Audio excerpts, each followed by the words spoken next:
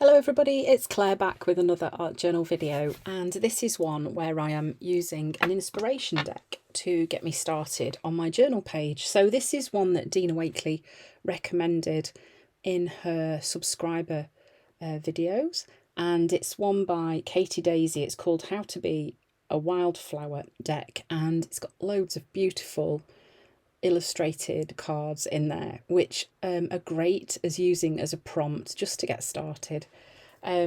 So I found one that kind of spoke to me because in the UK we've just had summer. It's kind of really the back end of summer now, but at the time when I was creating this page, my garden was in full bloom and loads of flowers everywhere. So this card, I really liked it, and you'll find that on one side of the card there's a really beautiful image, on the other side there's a quote.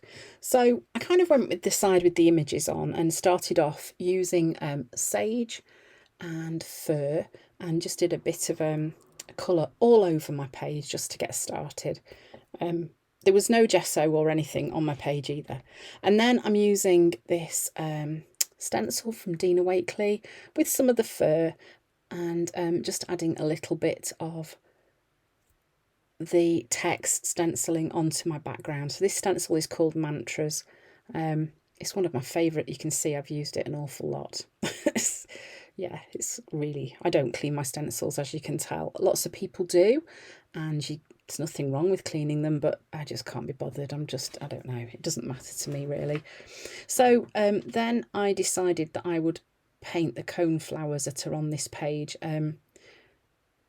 I have some in my garden that are called Echinacea, and those are one of my favourite flowers at the back end of summer. They're so pretty.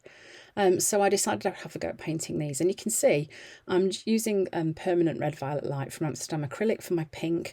Magenta would work just as well from Dina Wakley, and this is actually a watercolour brush. It's just a round brush, and all I'm doing is pushing the nib of the brush down onto the page so that it makes the fat end of the petal, and then as I pull up I just lift it off gently so that it makes a smaller end towards where the centre of the flower would go. And you can see I'm just painting in at different angles lots of these flowers. So I'm going to be painting an odd number of these flowers onto my page. I'm hoping that is actually true. I'm pretty certain. I remember that I only did 5 on the page. I wanted them to be pointing in different directions just to give that kind of feel of flowers growing, because they don't always all grow facing the same way or at the same height, and neither are they the same size. So this is quite a simple flower to have a go at painting.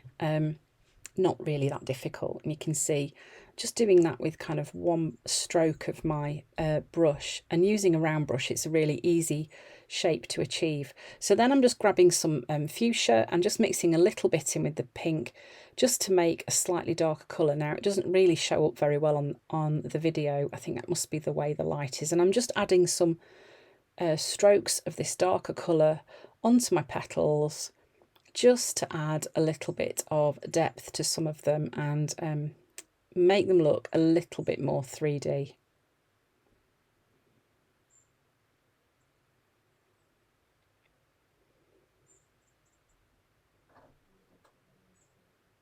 So I'm just going in and I'm just building up all the layers on these different flowers.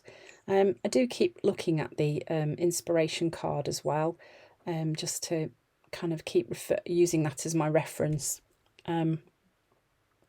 But really with something like this, you can just kind of have fun and just go for it.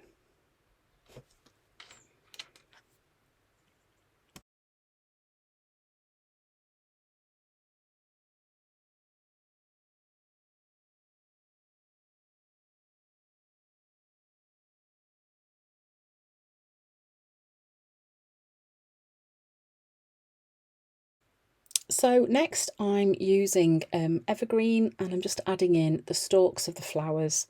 I'm using a flat square brush for this because it's easier to get that nice straight line for the stalk. You could just as easily use a scribble stick or even a felt tip pen.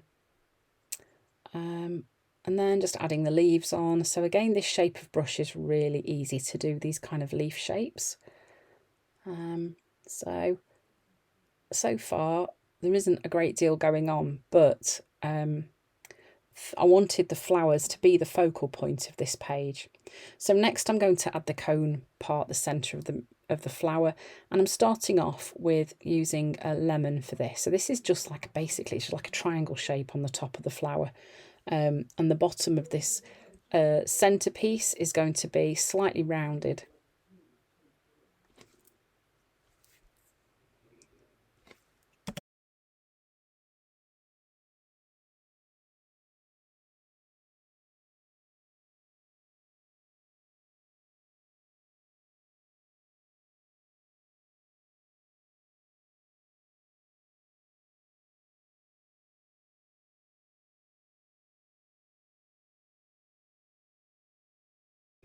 So then once that was dry, I'm then going in with cheddar, and just on one side of these flower centres, I'm just adding a little bit of that cheddar. So I'm doing this because I want to start to make these centres look a little bit more 3D. At the moment, they're quite flat, and obviously they would have shadow on one side.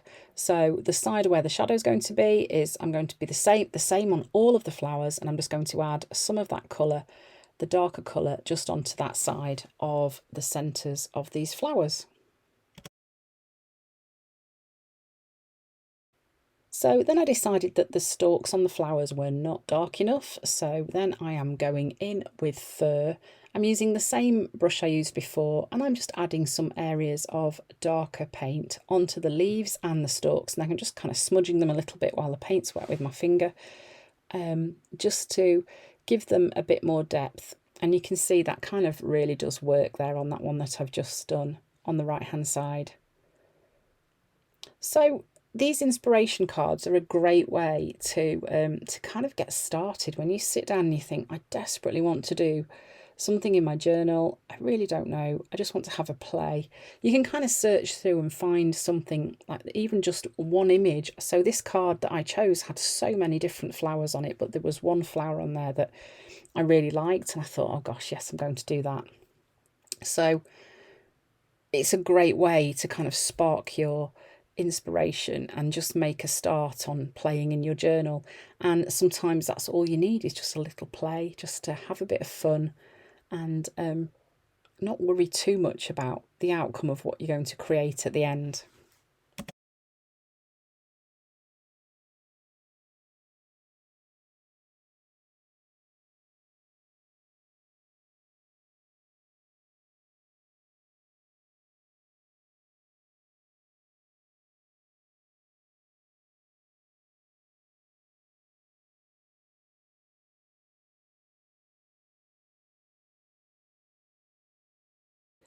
So once I'd done that and it was all really dry, I then started to go in using some pens. So I'm starting off with a black gel pen, and what I'm going in first and doing is adding some dots to the centre of the cone flower.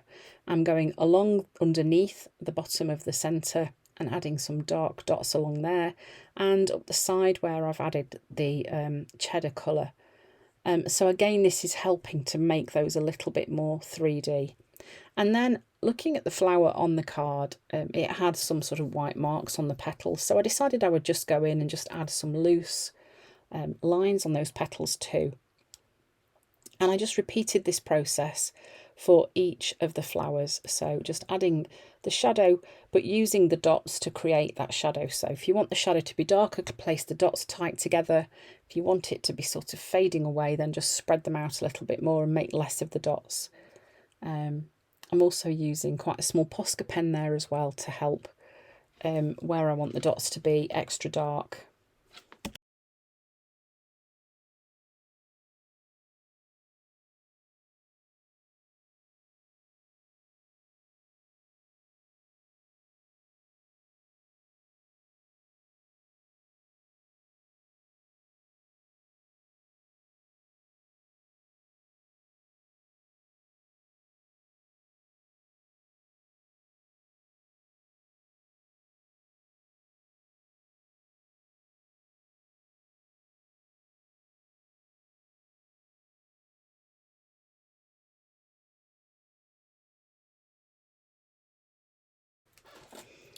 So next I'm using some Tombow markers in a really, really dark grey.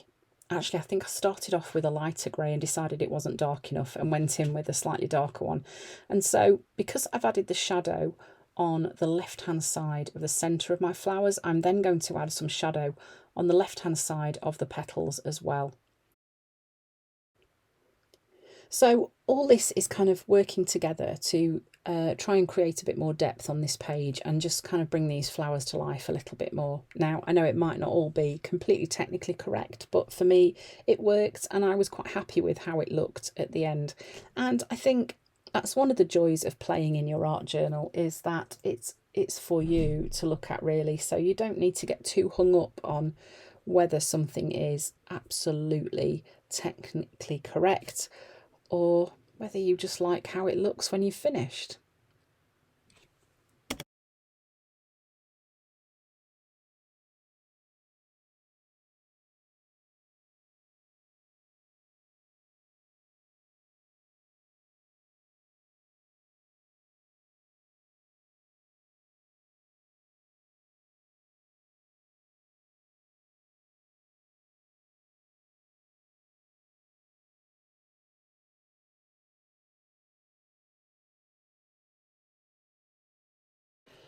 So once that was all done, I then went in and added some splatters at the bottom of my page.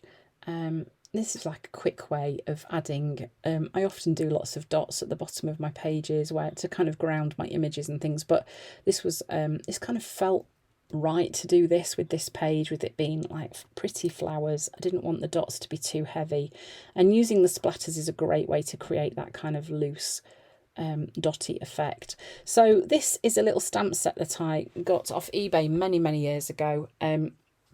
You can still get one similar to this, and it's just got on a little tiny wooden block.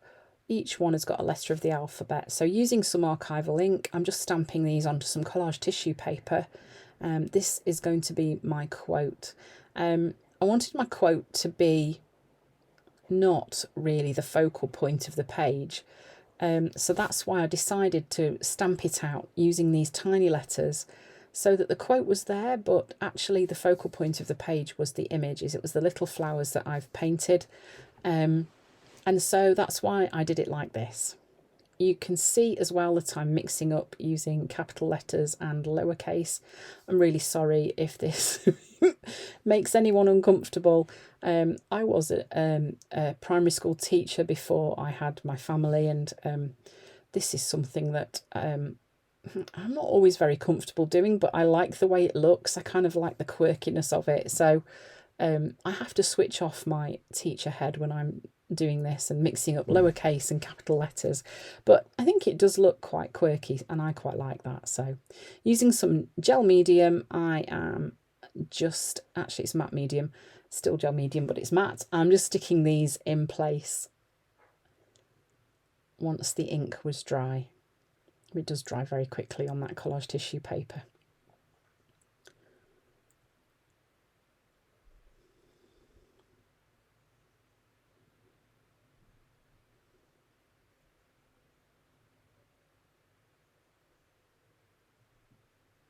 And then I was just removing a bit of the excess glue there, because sometimes my brush has gone a bit hard and chunky, so it needed a bit lifting off. So I hope you've enjoyed watching me create this page using an inspiration deck to get started. Thanks for watching, and I hope to see you again soon.